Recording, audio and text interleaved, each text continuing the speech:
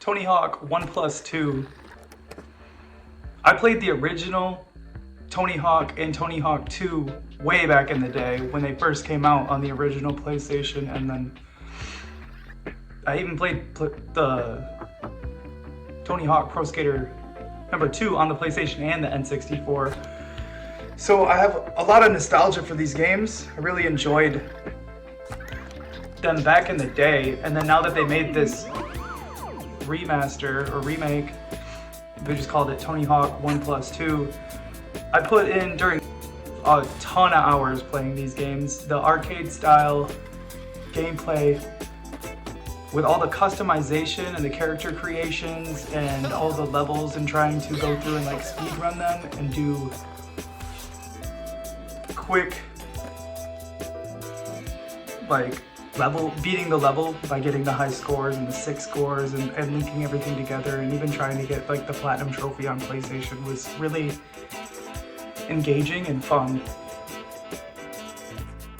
So just the sheer amount of characters there are in this game is pretty ridiculous. They have all the old ones plus new ones, and then you can create, I think it's four characters that you have individually created.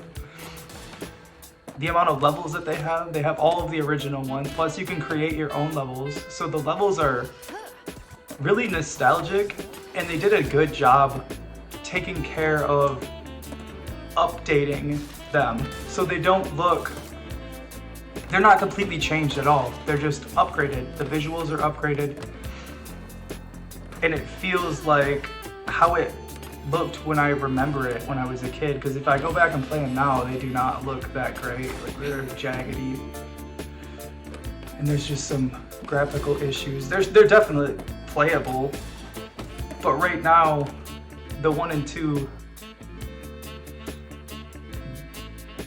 the 1+2, this current game, this is the definitive way to play these. I used to play the Dreamcast 1 and 2 as like a way to get in a little Tony Hawk session, because that was the best way that I could play them. But right now, 1 and 2. So the character designs really feel like they took a lot of attention to the details of the actual characters in real life. They feel like they made their little profile and they made them exactly how they are in real life. So when you're playing as Nigel Houston, you feel like it's a good representation of that person. And same with Tony Hawk and Bob Burnquist, and they have the originals, and they're just like a little aged, but you can tell that they're a little older. But it's really fun, and it's nice, and it's a nice throwback. In this game, even now, this current game, I have a lot of nostalgia for it. I have nostalgia for the originals, but this one also, because I was playing it a ton. I played it a ton. And then last summer I went back and played it again and beat it and tried to go for the platinum, but I could not do some of the stuff with all the tricks in one combo, plus going through doing gaps on the levels. Like, it was just too much for me. But the attitude in this game and the style of the characters and what they talk about, their little noises that they make, and the attitude and the style that's in the game, it's really, you can tell they took a lot of attention to detail, and they wanted it to ooze character and style. And I really enjoy it. I appreciate it. And the customization for the character that you have, and the customization of each character that you can play as that aren't customized characters. Like Tony Hawk, they each have 2 outfits that you can unlock, and then you can unlock those clothes to play your character as. Like, your character can wear those clothes also as you unlock them.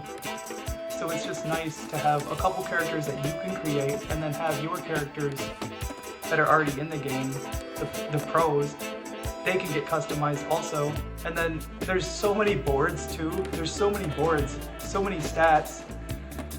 Just a lot of gameplay, a lot of stuff to keep you busy in this game, and I really appreciate it. I really enjoy how much, like, I've beaten this game multiple times and it's still unlocking challenges. Like when I went through to go play the footage for this game, to capture the footage for this discussion, I was unlocking challenges and I was making progress, and it's like that stuff is awesome because it keeps you engaged and it keeps you feeling like you're accomplishing something. Like with that level meter that raises and gets higher, and then you'll unlock new boards and new costumes and new you know, clothes and things like that. And it's nice and it's fun and it's not too over the top with the like the RPG elements and stuff. It's pretty traditional. But yeah, the moves, like going in and customizing your moves, like doing the specials for going left, right, or you can even change like your lip tricks. You can specify, like if you're a real skater, like in real life, and you prefer to do rock and rolls as opposed to like disasters, or if you prefer to do like a 5-0 instead of a hand plant, like you can do that stuff, like the axle stall instead of a 5-0, or instead of a nose blunt or whatever, and then back in, like you can change it up, and you can change your flip tricks. Like if you prefer to do the front side pop shove it, you can switch it so where the pop shove it is now backside instead of front side, so it just looks a little better, so you can have a freedom of expression, right?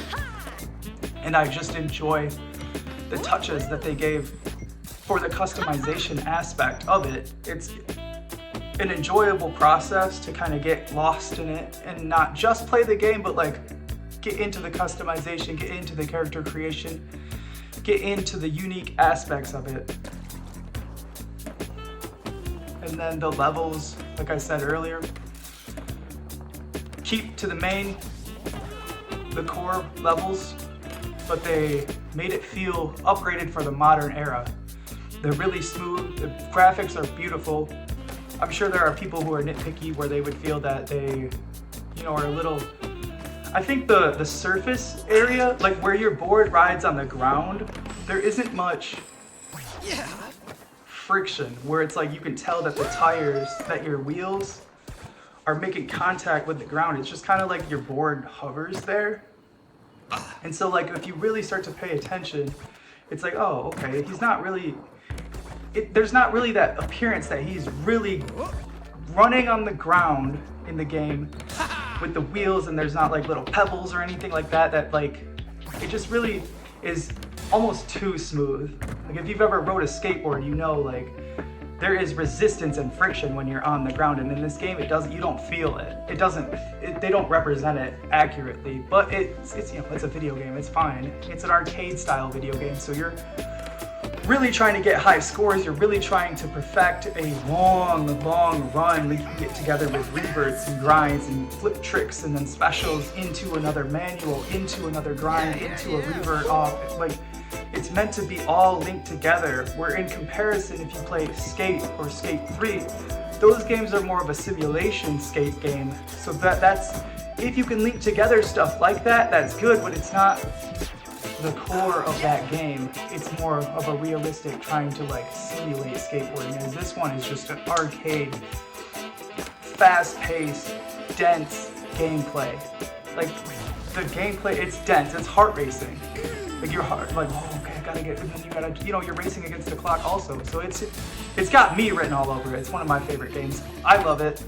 I prefer Skate 3, but this game helped me through some times when I was growing up, helped me really get into skateboarding also, like unlocking the little videos and be like, oh, I wanna go try to do some of that stuff outside in real life. And then now going back to it, looking at it and being like, they made it for the modern era, and I really appreciate the videos that they put in there and just the throwback and nostalgia factor for that game.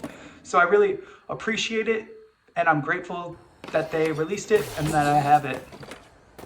Thanks for tuning in.